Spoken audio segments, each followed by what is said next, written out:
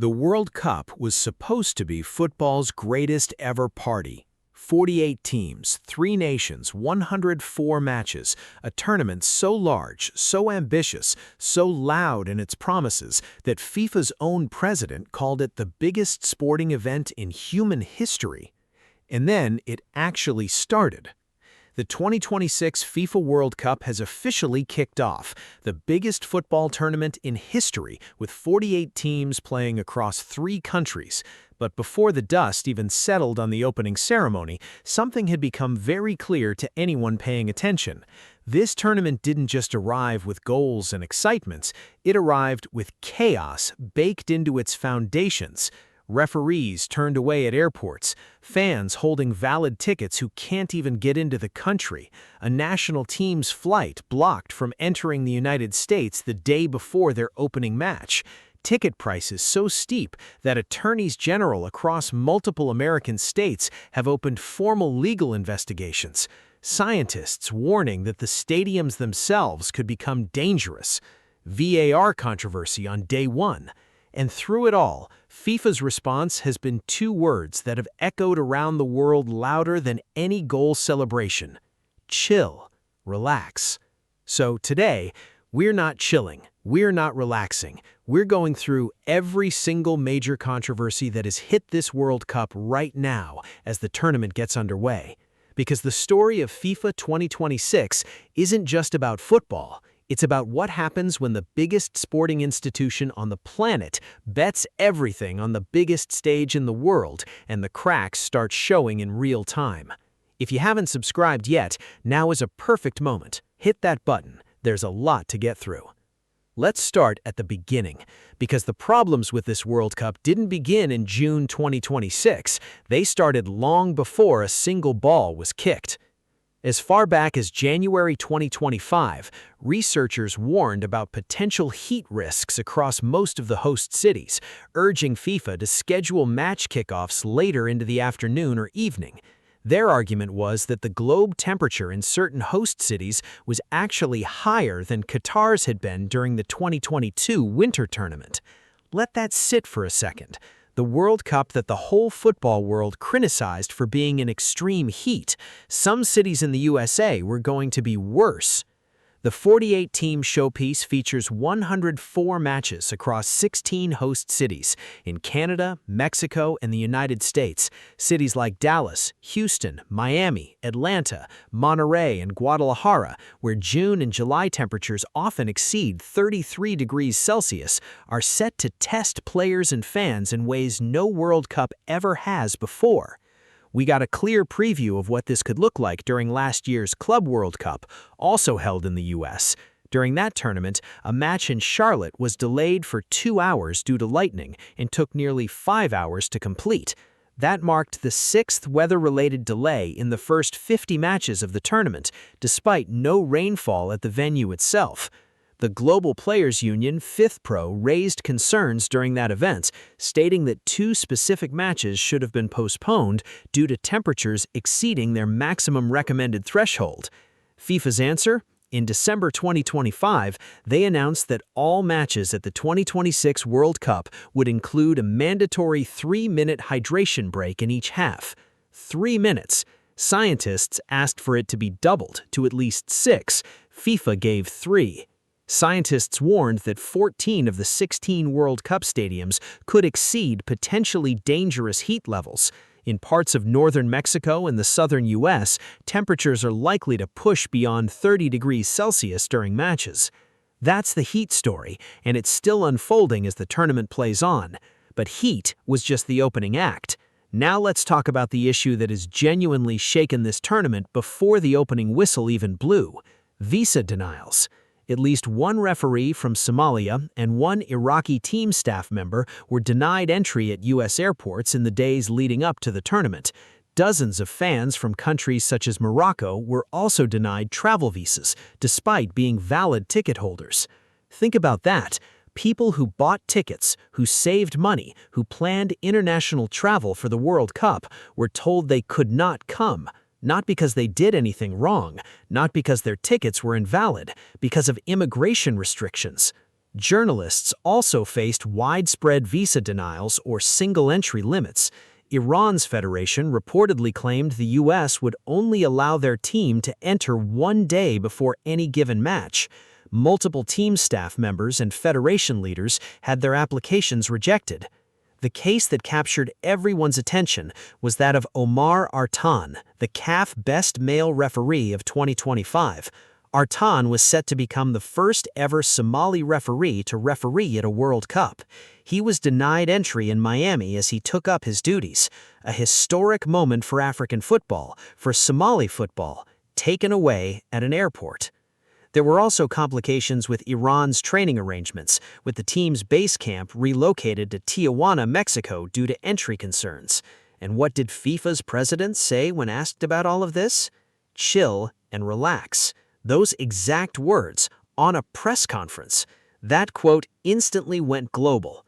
Make sure you're subscribed if you're finding this useful. We've still got the ticketing scandal, the legal investigations, the Uruguay flight chaos, and the VAR controversy to get through. Let's talk tickets, because this might be the controversy that defines how history remembers this tournament. Fan group Football Supporters Europe calculated that a supporter following their team from the first group match through to the final, buying tickets through the official national team allocation route, would pay at least $6,900. That is almost 5 times the equivalent cost at the 2022 World Cup in Qatar. 5 times. European supporter groups were quick to condemn it. One association branded the pricing scandalous and a laughable insult to the average fan. Another described the costs as extortionate. One CEO noted that prices were in some cases 5 times what fans paid in Qatar and urged FIFA to reconsider their entire approach. FIFA's initial response was to release a limited batch of lower-priced tickets. They introduced a supporter entry tier fixed at $60 for all 104 matches, including the final, but reserved these tickets for fans of qualified teams, making up only 10% of each national federation's allocation. Fan groups argued the discounted tickets were largely gone by the time general public sales began. So, in practice, the $60 ticket existed, but most fans never had a realistic chance of getting one. On the official resale platform FIFA itself operates, a ticket was listed for $11.5 million in May. FIFA takes a 15% cut from both the buyer and the seller on every resale transaction. The get-in price for the World Cup final on FIFA's own resale site currently sits at nearly $10,000. The situation escalated to the point where attorneys general in California, New Jersey, New York, and Texas opened formal legal investigations into FIFA's ticketing practices. Football Supporters Europe and consumer rights group Euroconsumers filed an official complaint against FIFA, accusing it of abusing its monopoly position in setting ticket prices. FIFA's response to the legal investigations? They said they were very relaxed about it and welcomed any investigation. What do you think? Should FIFA face real consequences over ticket pricing? Drop it in the comments. This matters for the future of football. Now here's something that didn't make as many headlines as it deserved. The night before the tournament kicked off, Uruguay's flight to the United States was blocked. According to reports, Uruguay's plane was not authorized to enter the U.S. due to administrative problems, with certain documents apparently missing. A new flight had to be arranged.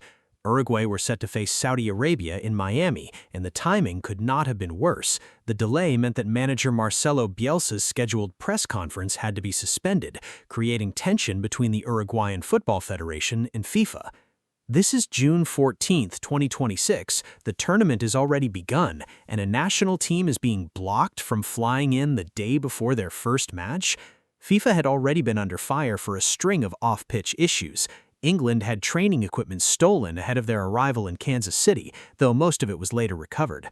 These incidents, taken individually, might seem like isolated events, but the pattern is impossible to ignore. Every few days, another logistical failure, another team scrambling, another story that has nothing to do with football dominating the headlines around a football tournament. Let's add VAR to the list, because even on the pitch, this World Cup found a way to generate controversy almost immediately. The first major talking point of the tournament came from a VAR decision in the Group B match between Qatar and Switzerland. A technically tight call involving an offside ruling generated intense debate, with questions raised about how the decision was communicated and displayed to fans in the stadium. This is particularly interesting given the context. FIFA had actually expanded VAR's powers for this tournament. In theory, VAR was supposed to reduce controversy, more oversight, fewer errors, cleaner decisions. Instead, the first VAR story out of the tournament is about confusion and frustration. And this is where we need to zoom out, because each of these issues, the heat, the visas, the ticketing, the logistical chaos, the VAR confusion, they don't exist in isolation. They tell a single story about how this tournament was constructed. The 2026 World Cup expanded from 32 teams to 48 teams. That meant more matches, more venues, more countries, more logistics, more moving parts than any football tournament in history. This is the first World Cup ever to be hosted by 3 nations simultaneously. The ambition of that decision is extraordinary, but ambition and execution are 2 very different things. FIFA's president defended World Cup ticket pricing by saying it was simply reflective of North American market rates.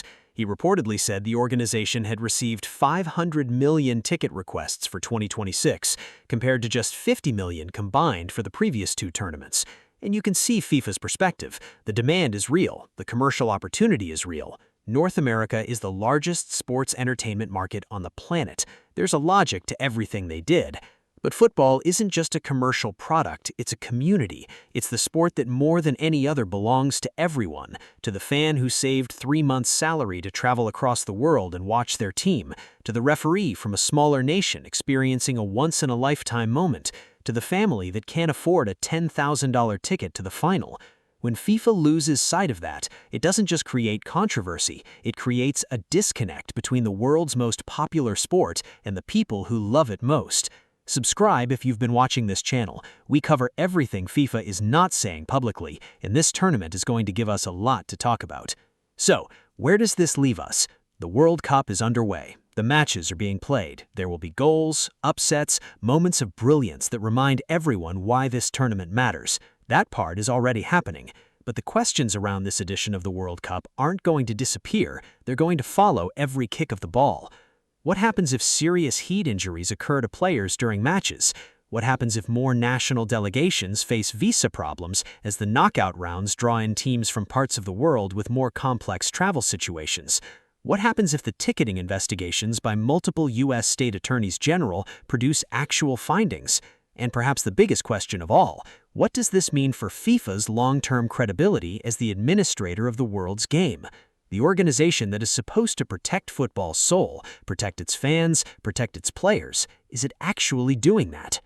Best case scenario, the football on the pitch is so spectacular over the next 5 weeks that it overwhelms the noise off it. The best teams produce the best tournament in history, the heat protocols hold, the VAR decisions over time build trust rather than erode it, and FIFA learns real lessons before the 2030 Centennial Edition. Worst case, one or more of these issues escalates mid-tournament, a serious incident, a match abandoned, a legal decision that disrupts operations, the world watching on television wondering how a tournament with this much money, this much time to prepare, ended up so chaotic behind the scenes. The reality is probably somewhere in between. This World Cup will produce memories that football fans keep for a lifetime, and it will also produce a report card on FIFA's governance that independent observers won't score favorably. Football is too big for any governing body to completely ruin it, but it's also too important for its governing body to treat it as simply a market to be maximized. So, that's where we are on June 16, 2026, 5 days into the biggest World Cup in football history. Referees blocked at airports, fans priced out or turned back at borders, a national team's plane grounded the night before their first match, scientists, players, unions, supporter groups, and now state attorneys general all raising their voices. What do you think? Is FIFA handling this tournament the right way, or has the expansion to 48 teams simply created too many moving parts for any organization to manage cleanly? Let me know in the comments. I genuinely want to hear where you stand.